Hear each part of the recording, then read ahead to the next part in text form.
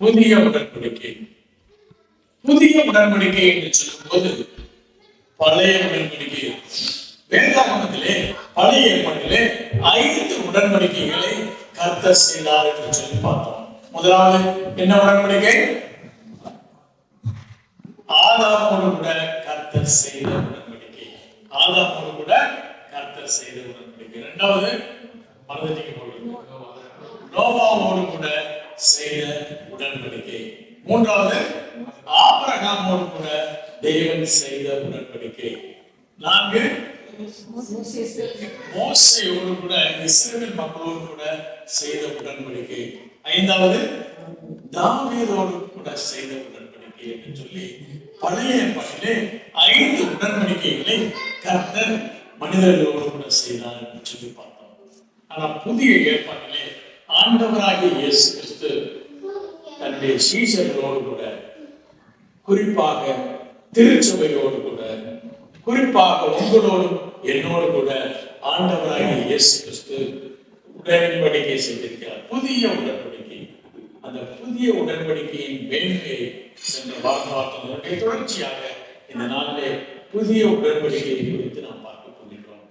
அதற்கு முன்னதாக வேதாகமத்திலே அநேக உடன்படிக்கை, மனிதர்களோடு கூட செய்கிற உடன்படிக்கை, ஒரு மனிதர் மற்ற மனிதரோடு கூட செய்கின்ற உடன்படிக்கை என்று சொல்லி அநேக உடன்படிக்கைகள் பழைய ஏற்பாட்டிலே இருக்கிறது. உதாரணத்திற்கு 1 சாமுவேல் 18ஆம் அதிகாரம் 1வது வசனம். அவன் சவுலோடு பேசி யோனத்தான் சவுலோடு கூட பேசி முடித்த பின்பு யோனத்தானுடைய ஆத்மா தாவீதின் ஆத்மா போல ஒன்றாய் இசைந்திருந்தது. யோனத்தான் அவனை தன் உயிரை போல சிநேகித்தான். இந்த யோனத்தான் யாரு? சவுலுடைய மகன். அவன் யாரை நேசித்தான்? தாவீதை நேசித்தான். அவர்கள் ஆத்மா ஒருவரோடு ஒருவர் இணைந்திருந்தது. யோனத்தான் உயிரை போல சிநேகித்தான். ஆண்டவராகிய இயேசு கிறிஸ்து நம்மோடு கூட கர்த்தர் சிநேகிக்கிறார். அவருடைய உயிரை காட்டிலும் இந்த திருச்சபையை சிநேகித்தபடினாலே இந்த திருச்சபையோடு கூட உடன்படிக்கை செய்தார். தொடர்ந்து வாசிப்போம். 1 சாமுவேல் 18ஆம் அதிகாரம் 2வது வசனத்தை வாசிப்போம். சவுல் அவன் தகப்பன் வீட்டுக்கு திரும்பி போக ஒட்டாமல் அன்று முதல் தன்னிடத்தில் வைத்துக் கொண்டான். யோனத்தான் தாவீதை தன் ஆத்மாவை போல சிநேகித்ததினால் அவனும் இவனும் உடன்படிக்கை பண்ணி கொண்டார்கள். யோனத்தானும் தாவீதும் உடன்படிக்கை செய்து கொண்டார்கள்.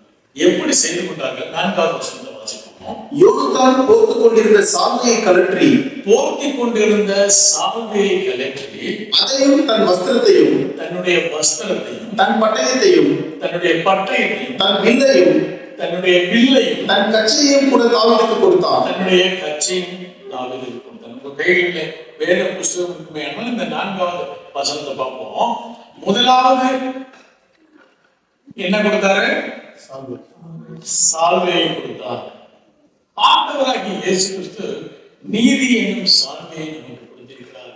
அது மாத்திரமல்ல, வஸ்திரத்தை யோனத்தான் கொடுத்தார். சால்வையும் வஸ்திரத்தையும் யோனத்தான் தாவீதுக்கு கொடுத்தார். ஆண்டவராகிய இயேசு கிறிஸ்து கர்த்தர் நமக்காக இது 2ஐயும் கொடுத்திருக்கிறார். எடுத்தவர்கள் வாசிப்போம். ஏசாயா தீர்க்கதரிசியின் புஸ்தகம் 61ஆம் அதிகாரம் 10வது வசனம் வாசிப்போமே. ஏசாயா தீர்க்கதரிசியின் புஸ்தகம் 61ஆம் அதிகாரம் 10வது வசனத்தை வாசிப்போம். கர்த்தருக்குள் பூரிப்பாய் மகிழ்கிறேன், என் தேவனுக்குள் என் ஆத்துமா களிகூர்ந்திருக்கிறது. மணவாளன் ஆபரணங்களினால் தன்னை அலங்கரித்துக் கொள்கிறதற்கும் மணவாட்டி நகைகளினால் தன்னை சிங்காரித்துக் கொள்கிறதற்கும் ஒப்பாக அவர் ரட்சிப்பின் வஸ்திரத்தை கர்த்தர் என்ன செய்யறாரு? ரட்சிப்பின் வஸ்திரத்தை கொடுக்கிறாரு. நீதியின் சால்வையை கொடுக்கிறார். கர்த்தர் தன்னுடைய உடன்படிக்கைக்காக ரட்சிப்பின் வஸ்திரத்தையும் நீதியின் சால்வையும் தேவன் நமக்கு கொடுத்திருக்கிறார். அது மாத்திரமல்ல, அடுத்தது என்ன கொடுத்தாரு? பட்டயத்தை கொடுத்தார். எபேசியர் 6ஆம் அதிகாரம் 17வது வசனம் சொல்லுகிறது, தேவ வசனமாகிய பட்டயம், ஆவியின் பட்டயம். கர்த்தர் நம்மோடு கூட பட்டயத்தை கொடுத்திருக்கிறார். அதே 14வது வசனம் எபேசியர் 6ஆம் அதிகாரம் 14வது வசனம் சொல்லுகிறது. எடுத்தவர்கள் வாசிப்போம். சத்தியம் என்னும் கட்சி. ஆண்டவராகிய இயேசு கிறிஸ்து இந்த காரியங்களை நீதியின் சால்வையும் ரட்சிப்பின் வஸ்திரத்தையும் தேவ வசனமாகிய பட்டயத்தையும், அது மாத்திரமல்ல சத்தியம் என்னும் கட்சியும் நமக்கு கொடுத்து நம்மோடு கூட உடன்படிக்கை செய்திருக்கிறார். அடுத்தது என்னவென்று வில். வில் என்பது புலம்பலின் புஸ்தகம் 2ஆம் அதிகாரம் 4வது வசனத்திலிருந்து பகைஞர்களுடைய ஆளுகை, அவர்களை மேற்கொள்கின்ற ஆளுகையை வில்லுக்கு ஒப்பாக கொடுக்கப்பட்டிருக்கிறது. ஆண்டவராகிய இயேசு கிறிஸ்து நமக்கும் அந்த அதிகாரத்தை கொடுத்திருக்கிறார். லூக்கா எழுதிய சுவிசேஷம் 10ஆம் அதிகாரம் 19வது வசனத்தை வாசிப்போம். லூக்கா எழுதிய சுவிசேஷம் 10ஆம் அதிகாரம் 19வது வசனம். இதோ சர்ப்பங்களையும் தேள்களையும் மிதிக்கவும் சத்துருவனுடைய சகல வல்லமையை மேற்கொள்ளவும் உங்களுக்கு அதிகாரம் கொடுக்கிறேன். சத்துருவானவனை மேற்கொள்ளக்கூடிய அதிகாரத்தை நமக்கு தந்து யோனத்தான் தாவீதோடு கூட செய்த உடன்படிக்கையை போல ஆண்டவராகிய இயேசு கிறிஸ்து நம்மோடு கூட உடன்படிக்கை செய்திருக்கிறார். அந்த உடன்படிக்கையின் மேன்மையை தான் இந்த நாளிலே நீங்களும் நானும் பார்க்க போகின்றோம். லூக்கா எழுதிய சுவிசேஷம் உங்கள் கைகளிலே வேத புஸ்தகம் இருக்குமே, ஆனால் லூக்கா எழுதிய சுவிசேஷம் 22ஆம் அதிகாரம் 14வது வசனத்தை வாசிப்போம். வேலை வந்தபோது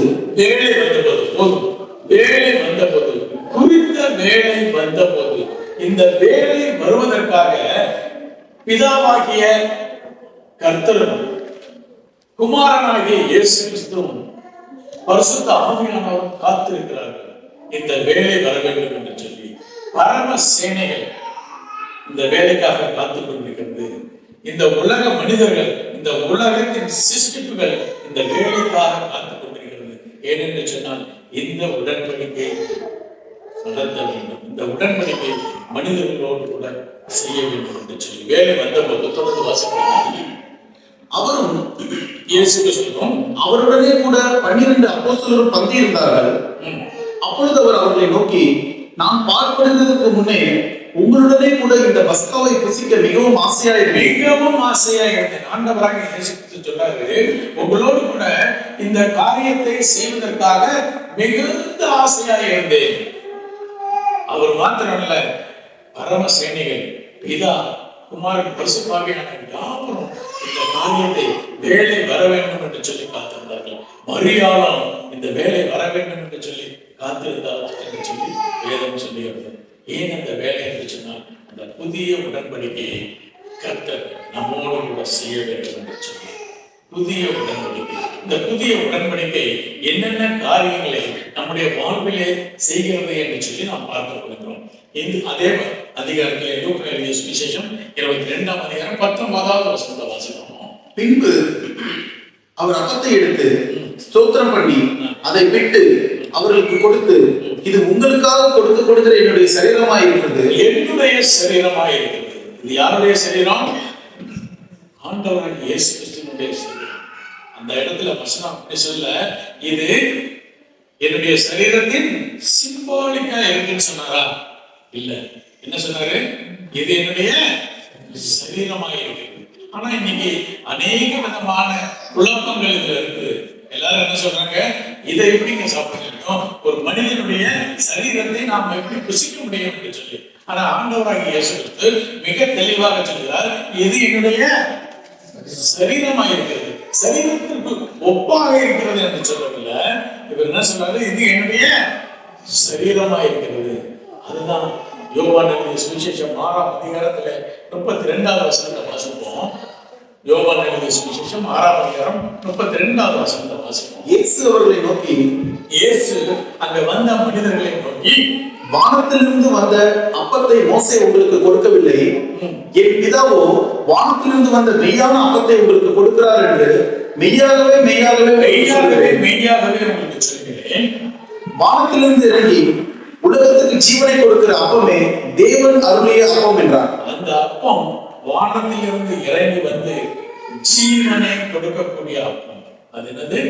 ஜீவனை கொடுக்கக்கூடிய அப்பம். அதுதான் லூக்கா எழுதிய சுவிசேஷம் 22ஆம் அதிகாரத்துல சொல்றாரு. அவர் அப்பத்தை எடுத்து தோத்திரம் பண்ணி அதை பிட்டு அவர்களுக்கு கொடுத்து, இது உங்களுக்காக கொடுக்கப்படுகிற என்னுடைய சரீரமாக இருக்கிறது. யோவான் எழுதிய சுவிசேஷம் 6ஆம் அதிகாரம் 48வது வசனம் சொல்கிறது, அந்த ஜீவ அப்பம் நானே. தொடர்ந்து வாசிப்பாங்க. யோவான் எழுதிய சுவிசேஷம் 6ஆம் அதிகாரம் 48வது வசனத்திலிருந்து வாசிப்போம். ஜீவ அப்பம் நானே. உங்கள் பிதாக்கள் வனாந்திரத்திலே மன்னாவை புசித்திருந்து மரித்தார்கள். இதிலே புசிக்கிறவன் மரியாமல் இருக்கும்படி வானத்திலிருந்து இறங்கின அப்பம் இதுவே. நானே வானத்திலிருந்து இறங்கின ஜீவ அப்பம். இந்த அப்பத்தை புசிக்கிறவன் என்றென்றைக்கும் பிழைப்பான். நான் கொடுக்கும் அப்பம் உலகத்தின் ஜீவனுக்காக நான் கொடுக்கும் என் மாம்சமே என்றார். இன்னைக்கும் அநேகம் சொல்றாங்க, என்ன செய்ய வேண்டும்? மனிதனுடைய சரீரத்தை நாம் எப்படி உட்கொள்ள முடியும்? நம்ம என்ன மாமிச உண்மையா மனிதர்களுடைய சரீரத்தை எப்படி உண்ண முடியும்? இதே கேள்விதான் யூதர்களும் கேட்டார்கள். வாசம் 52வது வசனம்,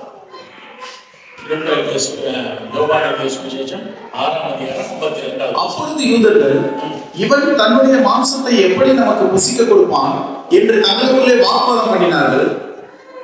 அதற்கு இயேசு அவர்களை நோக்கி, நீங்கள் மனுஷகுமாரனுடைய மாம்சத்தை புசியாமலும் அவருடைய ரத்தத்தை பானம் பண்ணாமலும் இருந்தால் உங்களுக்குள்ளே ஜீவன் இல்லை என்று விசாரிக்க. இந்த அப்பம் என்ன தருகிறது? நமக்கு ஜீவனை தருகிறது. இதே இன்றும் பல திருச்சபைகளிலே பிரச்சனை என்னன்னா, இது என்னது? சிம்பாலிக்காக கொடுக்குறாங்க, சரீரத்திற்கு ஒப்பாக கொடுக்குறாங்க. ஆனா ஆண்டவராகிய இயேசு கிறிஸ்து மிக தெளிவாக சொல்கிறார், இது என்னது? என்னுடைய சரீரமாய் இருக்கிறது. வானத்தில் இறங்கி வந்த ஜீவ அப்பம் நானே என்று சொல்கிறார். அது மாத்திரமல்ல, லூக்கா எழுதிய சுவிசேஷம் 22ஆம் அதிகாரம் 20வது வசனம் சொல்கிறது, போஜனம் பண்ணின பின்பு அந்தபடியே பாத்திரத்தை எடுத்து, அந்த பாத்திரம் உங்களுக்காக சிந்தப்படுகிற இரத்தத்தினால் ஆகிய புதிய உடன்படிக்கை என்கின்றார். புதிய உடன்படிக்கை இந்த இரத்தத்தினாலும் அவருடைய சரீரத்தினாலும் திருச்சபையோடு கூட, சீஷர்களோடு கூட, அப்போஸ்தலரோடு கூட, உங்களோடும் என்னோடு கூட ஆண்டவராகிய இயேசு கிறிஸ்து புதிய உடன்படிக்கை செய்திருக்கிறார் அவருடைய இரத்தத்தினால். 17ஆம் அதிகாரம் 11வது வசனம் விதமாக சொல்கிறது, மாமிசத்தின் உயிர் எதுல இருக்கு? இரத்தத்தில் இருக்கிறது. அந்த உயிரை உங்களுக்கு முன்னுக்கு கொடுத்திருக்கிறார். அந்த ஜீவனை, அவருக்குள்ளாக இருக்கக்கூடிய ஜீவனை உங்களுக்கு முன்னுக்கு கொடுத்திருக்கிறார். திருச்சபைக்கு கொடுத்திருக்கிறார். அவருடைய சீஷர்களுக்கு கொடுத்திருக்கிறார். அந்த ஜீவன் அவரிடத்தில் இருந்து வருகிறது. பல நேரங்கள்ல நம்ம நினைச்சிட்டு இருப்போம், கிறிஸ்துவ வாழ்க்கை என்பது என்ன நினைச்சிட்டு இருக்கோம்னா, living for God. Living for God. Christian life is not only living for God. Christian life is a living from the God.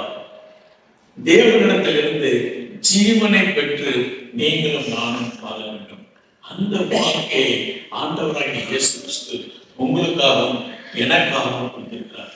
அது எப்படி கொடுத்திருக்கிறார் என்று சொன்னால், அவருடைய பந்தியிலே ராபோஜனத்திலே இணையும் போது, அவருடைய பந்தியிலே நீங்களும் நானும் இணையும் போது ஆண்டவராகிய இயேசு கிறிஸ்து இந்த புதிய உடன்படிக்கையை திருச்சபையோடு கூட, உங்களோடும் என்னோடு கூட எஸ்டாப்ளிஷ் பண்ணியிருக்கிறார். வேதாகமத்துல பார்த்தா முதல் முறையா எங்க இந்த ராபோஜனம் அப்பத்தையும் திராட்சரசத்தையும் கொடுத்த சம்பவம் எங்க இருக்கு? யார் முத கொடுத்தா? யாருக்கு கொடுத்தா? பழைய ஏற்பாடு முதல் ஒரு மனிதர் மற்றொரு மனிதருக்கு அப்பத்தையும் திராட்சரசத்தையும் கொடுத்திருந்தார். ஆதியாகமம் 14ஆம் அதிகாரம். ஆபிரகாமுக்கு மெல்கிசேதேக்.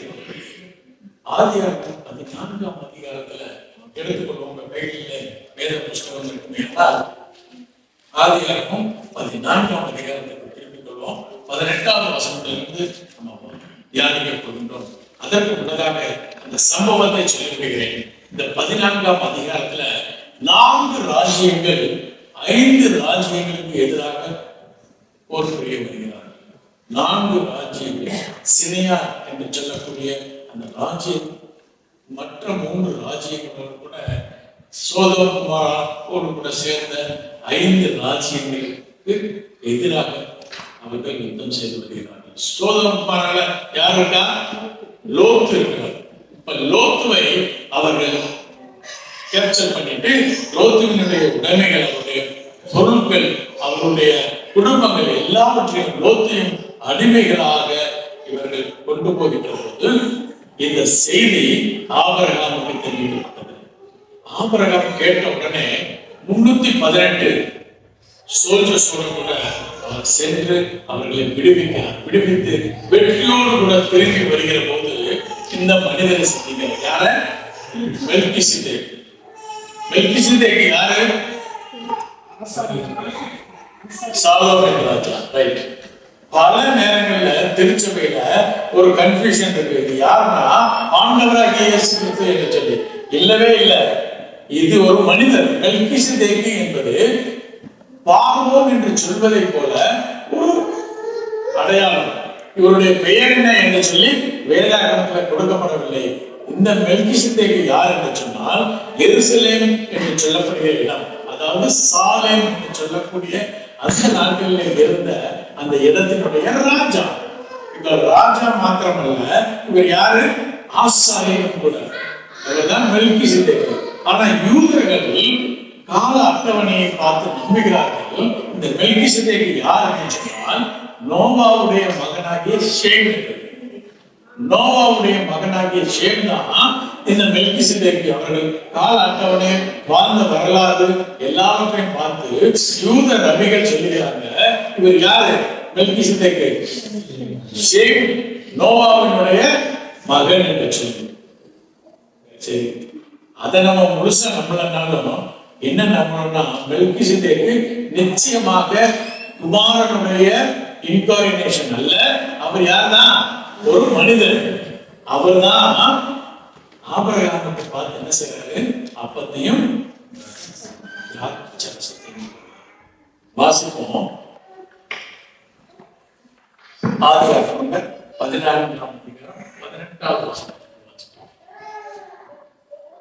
அன்றியும் உன்னதமான தேவனுடைய ஆசாரமாக இருந்த சாலமோன் ராஜாவாகிய மெல்கிசேதேக்குக்கு அப்பமும் திராட்சரசமும் கொண்டு வந்து அவனை ஆசீர்வதித்து, வானத்தையும் பூமியையும் உடையவராகிய உன்னதமான தேவனுடைய ஆசீர்வாதம் ஆபிரகாமுக்கு உண்டாவதாக, உன் சத்துக்களை உன் கையில் ஒப்புக் கொடுத்த உன்னதமான தேவனுக்கு ஸ்தோத்திரம் என்று சொன்னான். இவனுக்கு ஆபிரகாம் எல்லாவற்றிலும் தசம பாகம் கொடுத்தான். என்ன கொடுத்தாரா? தசம பாகம். அவங்க என்ன சொல்றாங்க? இது லேவி ராகமத்தில் வந்த உடன்படிக்கை அல்ல, இந்த இஸ்ரவேல் மக்களோடு கூட செய்த உடன்படிக்கை அல்ல. அதற்கு முன்னதாகவே கர்த்தர் கொடுத்த ஒரு கட்டளை. என்ன கட்டளை? தசம பாகம் கொடுக்க வேண்டும். ஒவ்வொரு வருஷமும் ஒவ்வொரு மாசமும் செயல்பி வாங்கிட்டு போய் ஆபிரகாம் கொடுத்தாரா?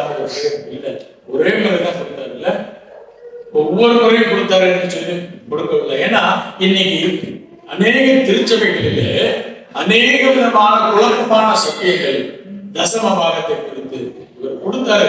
ஒரே ஒரு தடவை தான் கொடுத்தாரு வாழ்க்கையில. அதுக்கப்புறம் கொடுத்தாரு என்று சொல்லி எங்கேயும் இல்லை. தசம பாகம் கொடுத்தாரு. இப்ப திருச்சபையில் என்ன ஒரு காரியம்னா, யார் கையில நீங்க என்ன வாங்குறீங்க? அப்பத்தையும் திராட்சரசத்தையும் வாங்குறீங்க. உங்க சபை போதகத்துல வாங்குறீங்க. அப்ப யாருக்கு தான் தசம பாகம் கொடுக்கணும்? போதகருக்கு தான் கொடுக்கணும். நீங்க பாட்டுக்கு மிஷினரிக்கு அனுப்புறீங்க, நீங்க பாட்டுக்கு கேக்குதா?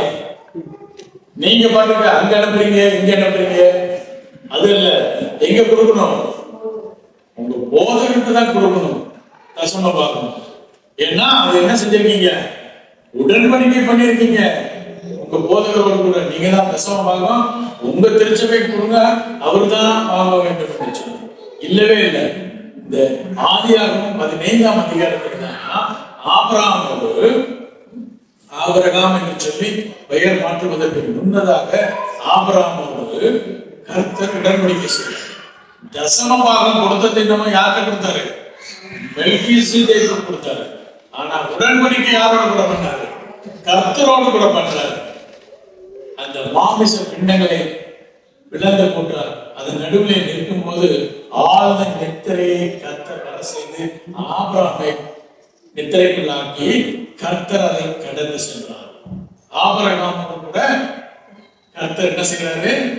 உடன்படிக்கை செய்கிறார். இந்த உடன்படிக்கை செய்ய வேண்டுமே ஆனால் அதற்கு முன்னதாக என்ன செய்யணும்? ராபோஜனம், அப்பத்தையும் திராட்சரசத்தையும் புசிக்க வேண்டும். அது யாருதான் கொடுப்பா? ஏதோ ஒரு ஊழியக்காரர் கொடுப்பாரு. இந்த ஊழியக்காரரோடு கூட செய்யக்கூடிய உடன்படிக்கை இல்ல. அந்த அப்பத்தையும் திராட்சரசத்தையும் வாங்கும் போது யார் உடன்படிக்கை செய்வார்? கர்த்தர். கர்த்தர் உடன்படிக்கை செய்வார். இந்த நாளும் நீங்களும் நானும் ராபோஜனத்திற்குள்ளாக திருவிருந்துக்குள்ளாக செல்லப்படுகிறோம். அப்ப என்னோடு கூட அல்ல, யாரோடு கூட உடன்படிக்கை செய்கிறீர்கள்? கர்த்தரோடு கூட நீங்கள் உடன்படிக்கை செய்ய போகிறீர்கள். கர்த்தர் உங்கள் ஒவ்வொருவரோடு கூட உடன்படிக்கை செய்ய அவர் வல்லவராக இருக்கிறார். பல நேரங்கள்ல நம்ம நினைப்போம், இந்த ஹோலி கம்யூனியனை குறித்து அநேக விதமான காரியங்கள், தவறான போதனைகள் இருக்கிறது. இந்த நாள்ல கர்த்தர் நம்மோடு கூட தெளிவாய் பேசப்படுகிறார். இந்த புதிய உடன்படிக்கை மூலமாக உங்களோடும் என்னோடு கூட கர்த்தர் ஒரு உடன்படிக்கை செய்ய போகின்றார். அநேக கிறிஸ்தவர்கள் இத புரிந்து கொள்வதில்லை, அண்டர்ஸ்டாண்ட் பண்ணுவதில்லை. அது மாத்திரம் இல்ல, மிஸ் அண்டர்ஸ்டாண்ட் பண்ணியிருக்கிறாங்க, தவறாக புரிந்து கொண்டிருக்கிறார்கள். அண்டர் யூட்டிலைஸ்ட் காட்ஸ் பவர், கர்த்தருடைய பவரை அவர்கள் புரிந்து கொள்ளாமல் இருக்கிறார்கள் அநேக திருச்சபை. இந்த நாள்ல நம்முடைய திருச்சபையோடு கூட கர்த்தர் ஆவியானவர் பேசிக் கொண்டிருக்கிறார். இன்று நான் ஸ்ட்ராங்கா பிலீவ் பண்ற இந்த நாள்ல கர்த்தர் நம்மோடு கூட இடைபடுவார்.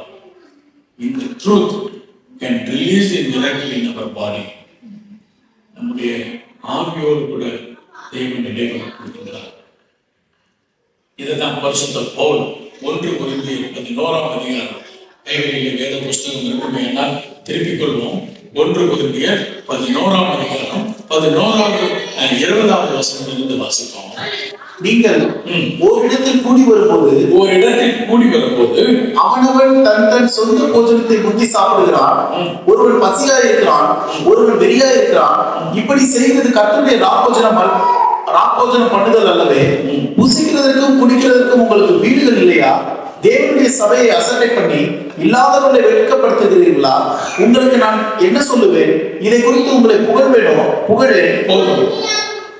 பரிசுத்த பவுல் இந்த கொரிந்து சபைக்கு இதை குறித்து திட்டமாய் சொல்லுகிறார். என்ன சொல்றாரு? நீங்க எல்லாம் செய்யறத பார்த்து நான் அவங்களை புகழ்வேனா, இப்படி செய்யறீங்களே என்று சொல்லி. இந்த திருச்சபை என்னது? ஆவி திருச்சபை, கொரிந்து திருச்சபை, ஆவிக்குரிய திருச்சபை. வேதாகமத்துல பார்த்தா கொரிந்து திருச்சபை எப்படிப்பட்ட திருச்சபை? ஆவிக்குரிய திருச்சபை. ஆனாலும் எல்லா ஆற்றலையும் என்ன இருந்துச்சு? அங்க இருந்துச்சு. கொரிந்து திருச்சபையை குறித்து நம்ம அப்போஸ்தலர் நடவடிக்கை பார்த்தா அது ஆவிக்குரிய திருச்சபையா இருந்தாலும் எல்லா விதமான ஆற்றலையும் இருந்துச்சு. அங்க சொல்றாரு, நீங்க ராமபோஜனம் இப்படி பண்றீங்களே. அவங்க என்ன பண்ணாங்கன்னா, ஒரு ஆலய ஆராதனைக்கு வந்தவங்க அவங்க என்ன செய்றாங்க? அப்பத்தை எடுத்து புசிப்பதும் ராபோஜனத்தை பருகுவதும் அவங்களுக்கு ஒரு கஷ்டமா பண்ணிட்டு அதை முழு நேரம் செஞ்சுக்கிட்டு இருந்தாங்க. அதை பார்த்து பரிசுத்த பவுல் சொன்னாரு, இப்படி செய்யக்கூடாது. உனக்கு பசியா இருந்தா என்ன செய்யணும்? வீடு சாப்பிட்டு இது ஒரு சிம்பிளா வைத்துதான் சாப்பிட்டுக்கணும். கொஞ்சமா அப்பத்தை எடுத்து விட்டு கொஞ்சம் திராட்சை. அவங்க என்ன செய்யறாங்க? வந்து சாப்பிட்டுட்டே இருக்காங்க. ஆலய ஆராதனை முழுவதுமாக 3 மணி நேரம் 4 மணி நேரம் பேசிட்டு சாப்பிட்டுட்டே இருக்காங்க. கேட்டா அது ராபோஜனம் என்று சொல்லுகிறார்கள். அப்பதான் இந்த புத்தி சொல்றாரு, இதெல்லாம் நீங்க வீட்டுல சாப்பிட்டு வரணும். அது மாத்திரம் இல்ல, இதை சொல்றதுக்கு முன்னாடி கொரிந்து திருச்சபையில என்ன செஞ்சாங்க? கொஞ்சம் தான் தருவேன்னு சொன்னா அவங்க வீட்டுல இருந்தே கொண்டு வந்துட்டாங்க. அப்பத்தையும் திராட்சை கொண்டு வந்து குரூப்பா உட்கார்ந்து அவங்க ராபோஜனம் செய்ய ஆரம்பித்தார்கள். அப்பதான் இந்த திருச்சபையை குறித்து பரிசுத்த பவுல் புத்தி சொல்கிறார். என்ன சொல்றாரு? 1 கொரிந்தியர் 11ஆம் அதிகாரம் 20வது வசனத்திலிருந்து 22வது வசனம் வரையிலே அவர்களுக்கு புத்தி சொல்கிறார்.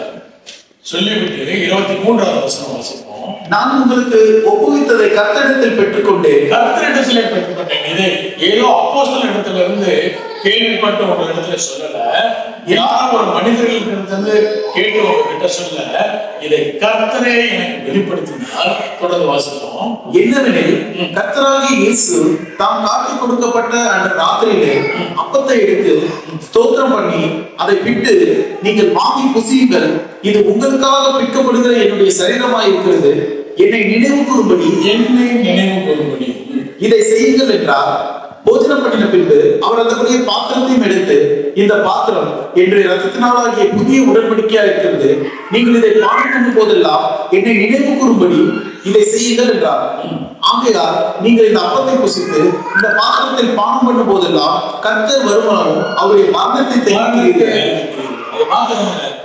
கர்த்தர் இயேசு கிறிஸ்துவினுடைய பிறப்பையும் அவருடைய மரணத்தையும் அவருடைய உயிர்த்தெழுதலையும் அவருடைய மீண்டுமாக வருகிற காரியங்களையும் நீங்களும் நானும் சொல்லுகிற சாட்சியாக உங்களையும் எண்ணிக்கொள்கிறேன். இந்த காரியங்களை எல்லாம் கொரிந்து திருச்சபைக்கு மாத்திரமல்ல, உலக திருச்சபைக்கு பரிசுத்த பவுல் எழுதுகிறார். அடுத்த வசனத்தை வாசிப்போம். இப்படி இருக்க 27 இப்படி இருக்க எவன் அபாத்திரமாய் கர்த்தருடைய அப்பத்தை புசித்து, இந்த வசனம் most of the Christian misunderstand பண்ணப்பட்டது. யாரால என்று சொன்னால் ரிலீஜியஸ் சிஸ்டமால, சத்துருவனாலே, பிசாசினாலே மிஸ் இன்டர்பிரட் பண்ணி திருச்சபைக்கு போதிக்கப்பட்ட ஒரு காரியம். இந்த சத்தியத்தை நீங்களும் நானும் புரிந்து கொண்டால் இந்த ஒரு புதிய உடன்படிக்கையினுடைய மேன்மையை நீங்கள் கற்றுக்கொண்டால் நம்முடைய வாழ்வு வெற்றியுள்ள ஜீவியமாய் மாறும். வாசிப்போம் வேண்டுமான வசனத்தை. இப்படி இருக்க எவன் அபாத்திரமாய் கர்த்தருடைய அப்பத்தை புசித்து அவருடைய பாத்திரத்தில் பானம் பண்ணுகிறானோ அவன் கர்த்தருடைய சரீரத்தையும் ரத்தத்தையும் குறித்து குற்றமுள்ளவனாய் இருப்பான். எந்த மனுஷனும் தன்னைத்தானே சோதித்தறிந்து இந்த அப்பத்தில் புசித்து இந்த பாத்திரத்தில் பானம் பண்ண கடவன். எண்ணத்தினாலே அபாத்திரமாய் போஜனம் பண்ணுகிறான். அபாத்திரமாய் போஜனம் பண்ணுகிறது. ஆங்கிலத்துல பார்த்தா என்ன சொல்லப்பட்டிருக்கிறது? அன்கோர்ட்லி. நம்ம பல திருச்சபைகளும் சத்துருவானவனும் அதை என்ன பண்ணா அன்வொர்த்தி என்று சொல்லி மாற்றணும். அபாத்திரமாய், அபாத்திர நாய் அல்ல, அபாத்திர நாய் என்று சொன்னால் அது யாரை குறிக்கிறது? மனிதர்களை குறிக்கிறது. அபாத்திரமா என்று சொன்னால் அந்த ப்ராசஸை குறிக்கிறது, நான் மனிதர்களை குறிக்கவில்லை. சத்துருவானவன் திருச்சபையை குழப்பி விட்டான். அபாத்திரமா எடுத்தா என்ன செஞ்சிருவீங்க? மருத்துவ கூட போயிருவீங்க. பல மெயின்லைன் திருச்சபையில சர்வீஸ் முடிஞ்சோன்னா ராபோஜனம் எடுக்காம மக்கள் போயிருவாங்க. ஏன்னா எதுக்குடா வந்து ராபோஜனத்தை எடுத்து என்னென்ன நடக்கும் தொடர்ந்து வாசிப்போம். 29 எண்ணத்தினாலெனில் அபாத்திரமாய் போஜனபானம் பண்ணுகிறவன் கர்த்தருடைய சரீரம் இன்னதென்று நிதானித்து அறியாததினால் தனக்கு ஆக்கினை தீர்ப்பு வரும்படி போஜனம் பானம் பண்ணுகிறான். இது நிமித்தம் உங்களில் அநேகர் பலவீனரும், அநேகர் என்ன ஆயிட்டாங்களா? வீக் ஆயிட்டாங்க. அடுத்து வியாதி உள்ளவர்களுமாய் இருக்கிறார்கள். என்ன ஆயிட்டாங்க? சிக் ஆயிட்டாங்க. அப்புறம் அநேகர் நித்திரையும் அடைந்திருக்கிறார்கள். அநேகர் மறுத்து விட்டாங்க. இதை கேட்டவன திருச்சபை எடுக்குமா? இது எதுக்கு நம்ம வந்தோமா, நான்கு கொடுத்தோமா, போனோமான்னு போயிட்டாங்க. இந்த வசனத்தை சத்ருவானவனும் ரிலீஜியஸ் சிஸ்டமும் மிக அழகாக மிஸ்இன்டர்பிரட் பண்ணி நமக்கு கொடுக்கப்பட்டிருக்கிறது, போதிக்கப்பட்டிருக்கிறது. இந்த நாள்ல பரிசுத்த ஆவியானவர் நம்மோடு கூட இடைப்படுகிறார். இந்த காரியம் என்ன என்று சொல்லி இந்த ராபோஜனத்தை எடுப்பதினாலே கர்சஸ் வரப்போவதில்ல, இருக்கக்கூடிய கர்சஸ் மாற வேண்டியது மாறாமல் போய்விட்டது. புதிய உடன்படிக்கையை நீங்கள் புதுப்பிக்கிற போது, எப்போதெல்லாம் நம்ம ராபோஜனத்தை எடுக்கும் போது, கதவை டோர் மூடிடுவோமா? எப்போதெல்லாம் நம்ம ராபோஜனத்தை எடுக்கிறோமோ அப்போதெல்லாம் பல காரியங்கள் நடக்கும். அந்த காரியங்கள் நடக்காதபடிக்கு என்ன இது தடுக்கப்படுகிறது. அபாத்திரம் மாய் என்று சொல்லி கொடுக்கப்பட்டிருக்கிறது. என்ன ஆகுனா, புதிய உடன்படிக்கை செய்வது ஏதோ நித்திய ஜீவனுக்காக மாத்திரமல்ல. இந்த புதிய உடன்படிக்கையை நீங்களும் நானும் செய்யும் போது, நம்ம போன வாரம் பார்த்தோம், என்ன கிடைக்குது? என்ன கிஃப்ட் கிடைக்குது? நித்திய ஜீவன் கிடைக்கிறது. நம்ம அங்கே நின்றுட்டோம். நித்திய ஜீவன் மாத்திரமல்ல, நமக்கு இந்த உலகத்திலே வெற்றியுள்ள வாழ்க்கை வாழ முடியும். அதுதான் இந்த புதிய உடன்படிக்கையினுடைய பெனிஃபிட்ஸ். என்னென்ன கிடைக்கும்னா, ஏதோ ஒரு நித்திய ஜீவன் நமக்கு கிடைக்கும். அது மாத்திரமல்ல, இந்த உலகத்திலும் நீங்களும் நானும் வெற்றியுள்ள வாழ்க்கை வாழ முடியும். இப்ப இந்த காரியம் புதிய உடன்படிக்கை எல்ஐசி மாதிரி ஆயிடுச்சு. பழைய எல்ஐசி ஏஜென்ட் வந்தாருன்னா என்ன சொல்றாரு? முதல் இடத்துல வீட்டுல நீங்க மறைச்சிட்டீங்கன்னா இந்த பணம் யாருக்கு வரும்? உங்க வீட்டுக்கு வரும். அப்ப கிறிஸ்தவர்கள் என்ன நினைக்கிறாங்கன்னா, இந்த புதிய உடன்படிக்கை எப்பதான் ஸ்டார்ட் ஆகும்? நம்ம மறிச்சாதான் கிடைக்கும். இல்ல இந்த புதிய உடன்படிக்கை மறித்ததற்கு அப்புறமும் நித்திய ஜீவன் கிடைக்கும். அதோடு கூட இந்த நாட்களிலும் வெற்றியுள்ள ஜீவன் வாழ முடியும். எப்படி என்று சொன்னால், உங்களுக்குள்ளாக வீக்னஸ் இருந்தா அதை ஸ்ட்ராங்காக மாற்றும். உங்களுக்குள்ளாக வியாதி இருந்தா அந்த வியாதி சுகமாக மாறும்.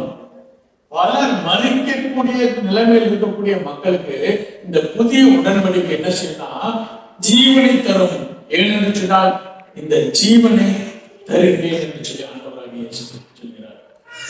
இந்த காரியத்தை நீங்களும் நானும் இந்த ராபோஜனத்திலே பங்கு பெறும்போது என்ன கிடைக்குன்னா, புதிய நித்திய ஜீவன் மாற்றமல்ல, புதிய ஜீவனை இந்த உலகத்திலே வாழும் போது நீங்களும் நானும் அததான் சத்துருவான அழகாக மாற்றி இதை அபாத்திரனாய் நீங்க எடுத்துட்டீங்கன்னா என்ன கிடைக்கும்? உங்களுக்கு வியாதி வரும், உங்களுக்கு வீக்னஸ் வரும், நீங்க மறிச்சு கூட போவீங்க என்று இல்லை. மரணத்திலிருந்து உங்களையும் பண்ணி மாற்றி முழுவனை தரக்கூடிய இந்த புதிய உடன்படிக்கை ஆண்டவராகிய இயேசு கிறிஸ்து மிக தெளிவாக சொல்கிறார். இதை புசிக்கிறவன் மறியாமல் நீங்களும் நானும் மரியாதை படிக்க கர்த்தர் பெரிய காரியங்களே உங்களுடைய என்னுடைய வாழ்விலே செய்யப்படுகிறார். இன்னும் கொஞ்ச நேரத்துல புதிய உடன்படிக்கை நீங்களும் நானும் ஊழியக்காரர்களோடு அல்ல, யாரோட? கர்த்தரோடு கூட இந்த புதிய உடன்படிக்கையை நீங்களும் நானும் செய்வோம். அப்ப செய்யும் போது curses will not come. Whatever curses we are having, that has to be revised. அந்த காரியங்களை முற்றிலுமாய் மாற்றப்படுகிறார். Holy Communion, interrupt curses of sickness, poverty, fear in your life, mental illness, restlessness, இவைகள் எல்லாவற்றையும் மாற்றப்படுகிறது. தேவனோடு கூட செய்யக்கூடிய உடன்படிக்கை ஆண்டவராகிய இயேசு கிறிஸ்து இந்த வேலை வர வேண்டும் என்று காத்திருந்தார். இதற்காக உங்களோடு என்னோடு கூட புதிய உடன்படிக்கை செய்வது நித்திய ஜீவனை தருவது மாத்திரமல்ல, இந்த உலகத்திலே நீங்களும் நானும் வாழும்போது வெற்றியுள்ள ஜீவியை வாழ வேண்டும் என்று சொல்லி கர்த்தர் உங்களையும் என்னையும் உங்களோடும் என்னோடும் திருச்சபையோடும் அப்போஸ்தலரோடும் சீஷர்களோடு கூட புதிய உடன்படிக்கை செய்திருக்கிறார். புதிய உடன்படிக்கை உங்களுக்கு நித்திய ஜீவனை மாத்திரமல்ல, உங்கள் சரீரங்களிலே இருக்கக்கூடிய பலவீனங்கள் மாறும், உங்கள் சரீரங்களில் இருக்கக்கூடிய வியாதிகள் மாறும். அது மாத்திரமல்ல, நம்முடைய ஃபியர் எல்லாவற்றையும் மாற்றி இந்த உலகத்திலே வெற்றியுள்ள வாழ்க்கையை வாழ ஆண்டவராகிய இயேசு கிறிஸ்து புதிய உடன்படிக்கையை உங்களோடு என்னோடு செய்திருக்கிறார். கண்களை மூடி தேவனுடைய சமூகத்தில் பார்ப்போம்.